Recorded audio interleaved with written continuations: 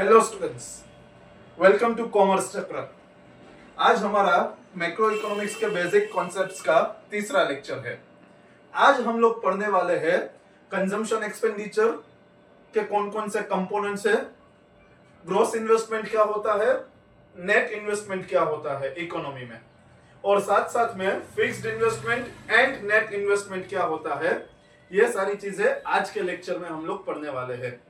आज का जो लेक्चर होगा वो जब हम नेशनल इनकम के सम्स करेंगे उसमें जो कन्वर्जन्स आएंगे उसके लिए हेल्पफुल होगा आज का लेक्चर। तो चलिए शुरू करते हैं आज का लेक्चर। Let's begin.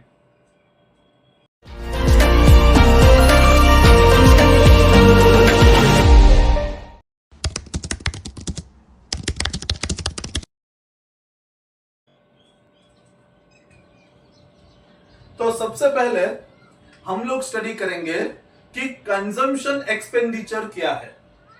सबसे पहले हम लोग क्या स्टडी करेंगे कि कंजम्पशन एक्सपेंडिचर्स के जो कंपोनेंट्स है वो कौन कौन से हैं। कंजम्पशन एक्सपेंडिचर हम लोगों ने ऑलरेडी पढ़ लिया है। क्या होता है कंजम्पशन एक्सपेंडिचर बच्चों? Consumption expenditures are those expenditures which are being done by the consumers on the purchase of final goods and services।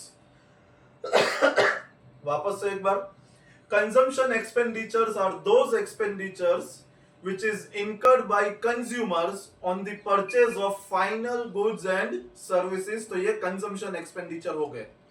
अभी हम लोग ये समझेंगे कि consumers कौन कौन से है इकोनॉमी में। Who are the consumers in the economy? ठीक है, तो सबसे पहले हम लोग ये समझते हैं कि भाई कंज्यूमर्स जो है वो कौन कौन से होते हैं इकोनॉमी में। तो consumers are the households. सबसे पहले कौन होगा इकोनॉमी में? कंज्यूमर्स हाउस होल्ड्स होंगे। हाउस होल्ड्स के साथ साथ और कौन होगा? गवर्नमेंट भी कंज्यूमर है, गवर्नमेंट भी कंज्यूमर है इकोनॉमी में। और तीसरा जो है non profit private institutions. Non profit private institutions. तो ये तीन जो है कंज्यूमर्स है हमारे इकोनॉमी। ये तीन कंज्यूमर्स मिलके क्या बनाते हैं? कंजम्पशन एक्सपेंडिचर बनाते हैं। अगर ये मतलब हाउस होल्ड्स जो है वो क्या करेंगे? Final goods and services purchase करेंगे सेटिस्फेक्शन के लिए, उनकी जो नीड्स है वो सेटिस्फाई करने के लिए हाउस होल्ड्स परचेस करेंगे final goods and services. Government क्या करते हैं? Government consumption expenditure. Government consumer कैसे है? तो डिफेंस इक्विपमेंट गवर्नमेंट जो परचेस करे तो वो भी क्या है? कंजम्पशन एक्सपेंडिचर हुआ। Non profit private institutions consumption expenditure कैसे करते हैं? चैरिटी के लिए गुड्स एंड सर्विसेज परचेस करते हैं तो वो क्या हो जाएगा? कंजम्पशन एक्सपेंडिचर हो गया। किसके लिए? नॉन प्रॉफिट प्राइवेट इंस्टीट्यूशंस के लिए। तो इकोनॉमी में जब भी house holds, government and non profit private institutions ये पर्पस के लिए, जो भी पर्पस मैंने आप लोगों को बताया, ये पर्पस के लिए अगर वो एक्सपेंडिचर करते हैं तो वो क्या हो जाएगा? कंजम्पशन एक्सपेंडिचर हो जाएंगे। तो कंपोनेंट्स कितने हैं कंजम्पशन एक्सपेंडिचर्स के? कंपोनेंट्स की बात करें तो ये तीन क्या है हमारे लिए? These are the components। क्या है? Components of consumption expenditure। क्या? Components of consumption expenditure। क्या है ये? Components of consumption expenditure हो गया। चलो इतना क्लियर हो गया। अभी हम लोग आगे बढ़ते हैं किसके तरफ? हमारा ग्रॉस इन्वेस्टमेंट क्या होता है और नेट इन्वेस्टमेंट क्या होता है। ठीक है, ओके स्टूडेंट्स, अब हम लोग इन्वेस्टमेंट क्या है वो समझते हैं। तो इन्वेस्टमेंट, वैसे ये वर्ड तो आप लोगों ने बहुत ही बार सुना होगा कि भाई इन्वेस्टमेंट क्या होता है, बट अभी हम लोग इकोनॉमिक्स के टर्म्स में जब हम इन्वेस्टमेंट की बात करते हैं तो वो क्या होगा, आइए समझते हैं। इन्वेस्टमेंट जो है सिंपल टर्म्स में, अगर सिंपल वर्ड्स में मैं आप लोगों को कहूं तो इन्वेस्टमेंट क्या है? Investment is the increase in the stock of capital, increase in stock of capital. Okay, ये चीज आप लोगों को ध्यान में रखनी है, increase in the stock of capital. Investment जो है it is being denoted by I. Investment को कैसे डिनोट किया जाता है? आई से डिनोट किया जाता है। क्या है? आई इज इक्वल टू, यहां पे क्या लिखा है? Increase in the stock of capital. जो स्टॉक ऑफ कैपिटल है, ठीक है, ये जो स्टॉक ऑफ कैपिटल है it is denoted by K. Stock of capital is denoted by K. तो क्या लिखा है मैंने? Increase in the stock of capital, मतलब कि delta K, change. Delta where delta is equal to change. Delta का मतलब क्या होता है? चेंज। तो एक और तरीके से हम लोग इन्वेस्टमेंट को डिफाइन कर सकते हैं, increase in the stock of capital, या तो हम लिख सकते हैं change in the stock of capital, या तो हम क्या लिख सकते हैं? Change in the stock of capital. Delta का मतलब क्या हो गया? चेंज हो गया। के का मतलब क्या होगा? Stock of capital. के का मतलब क्या हुआ? Stock of capital. ठीक है, तो ये बहुत ही सिंपल वे में मैंने आप लोगों को बता दिया कि इन्वेस्टमेंट क्या है। Investment is nothing but increase in the stock of capital, या तो आप कह सकते हो change in the stock of capital. ठीक है, अभी हम लोग आगे समझते हैं कि इन्वेस्टमेंट कितने टाइप्स के होते हैं। So let us understand this, but उससे पहले मैं चाहता हूं कि जो यहां पे मैंने लिखा है वो एक बार आप अपनी कॉपी में लिख लीजिए, या तो स्क्रीनशॉट ले लीजिए। ओके, अभी हम लोग समझते हैं कि इन्वेस्टमेंट जो है वो कितने टाइप्स के होते हैं। Let us understand the types of investment. तो इन्वेस्टमेंट जो है बेसिकली दो टाइप के होते हैं। Investment can be classified as the gross investment. क्या कह सकते हैं हम लोग? इन्वेस्टमेंट को क्लासिफाई कर सकते हैं as the gross investment, as well as it can be identified as the net investment. So ये दो तरीके से हम लोग इन्वेस्टमेंट को आइडेंटिफाई कर सकते हैं, gross investment as well as the net investment. So gross investment क्या है? इन्वेस्टमेंट का मतलब आप लोगों को पता है, increase in the stock of capital. Okay, so gross investment means what? Gross investment का मतलब क्या होता है? So production of the capital goods in the economy. Gross investment मतलब क्या? Production of capital goods in economy. Production of capital goods in the economy, उसका मतलब होता है ग्रॉस इन्वेस्टमेंट। इन्वेस्टमेंट मतलब increase in the stock of capital, right? Increase in the stock of capital goods, so the production of capital goods in the economy. अभी ये जो capital goods produce हुए हैं, it can be used in the economy, which can be used for the product, for the replacement, which can be used for the replacement of existing capital stock, replacement of existing capital stock, या तो उस वो जो production हुआ है it can be used as the net addition, it can be also used as the net addition to capital stock, it can be used as the net addition to the capital stock। चलो, तो ये दो चीजें यहां पे important हो जाती है। कौन सी दो चीजें हैं बच्चों? सॉरी, रिप्लेसमेंट के लिए and net addition to the capital stock, ये दो चीजें। सो ग्रॉस इन्वेस्टमेंट क्या है? Production of capital goods in the economy, for what? Either it can be, the production can be used as the replacement of existing capital stock, और it can be used as the net addition to the capital stock.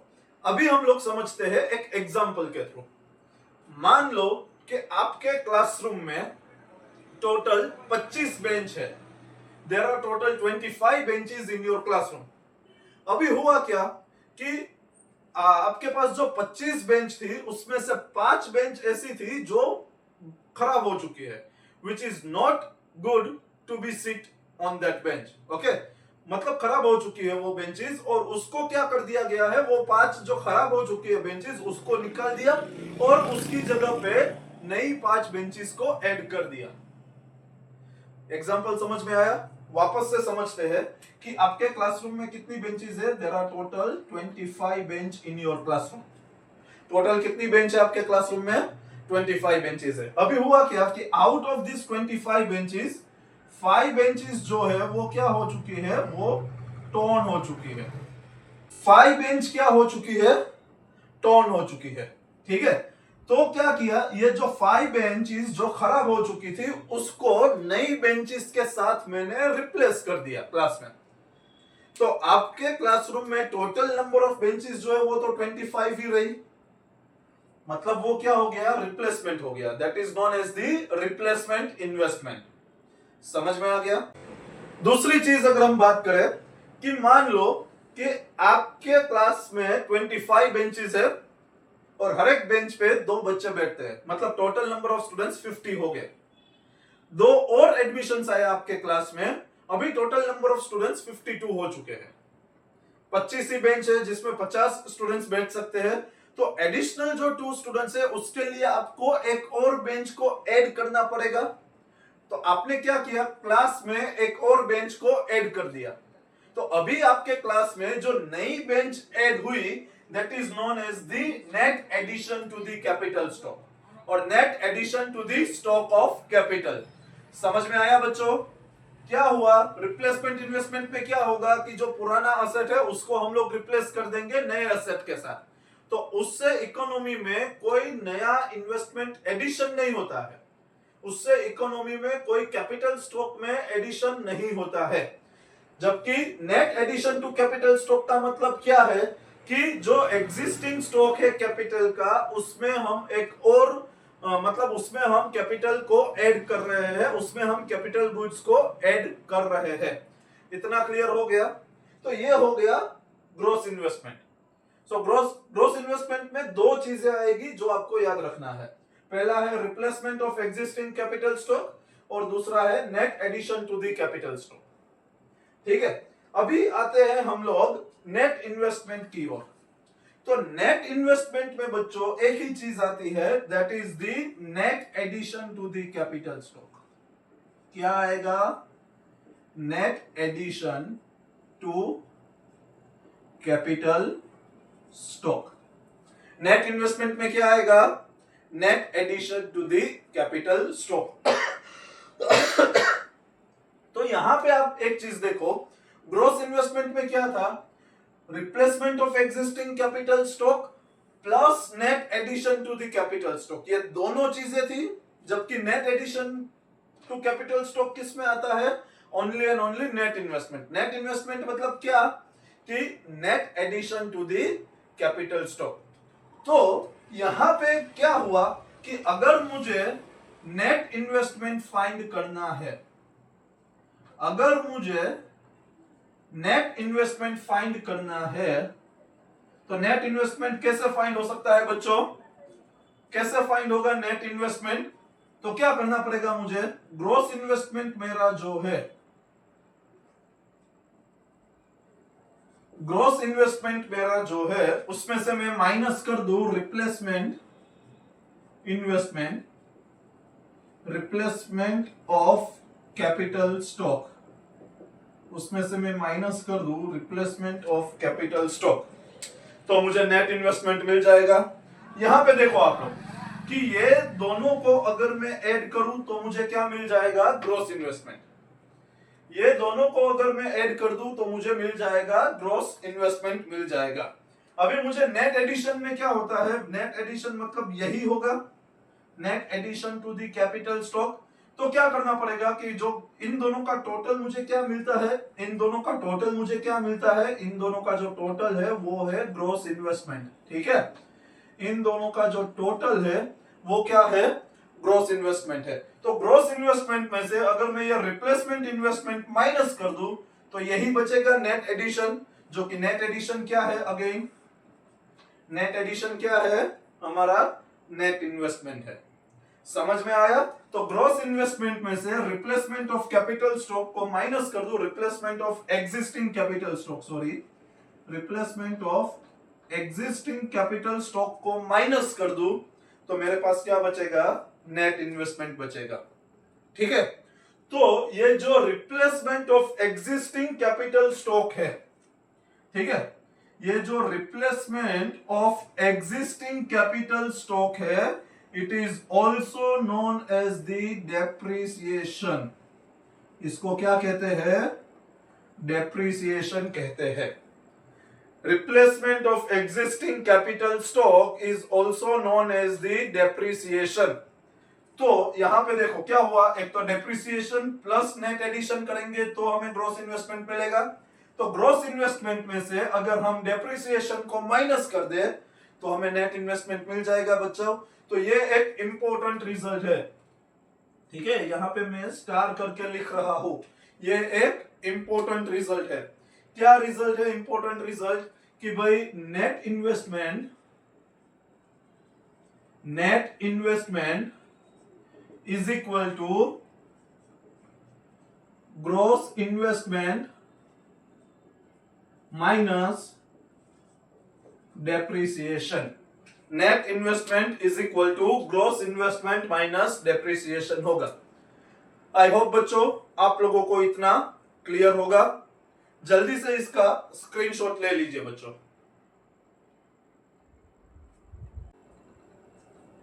I hope बच्चों आप लोगों को इतना clear हो गया होगा। Next class में हम लोग पढ़ेंगे कि डेप्रिसिएशन क्या है और डेप्रिसिएशन रिजर्व फंड क्या होता है, कैपिटल लॉस क्या होता है, नॉर्मल वेयर एंड टेयर क्या होता है। तो ये सारी चीजें हम लोग अगले क्लास में पढ़ेंगे। तब तक के लिए have a wonderful day and keep learning with Mohit sir. जय हिंद।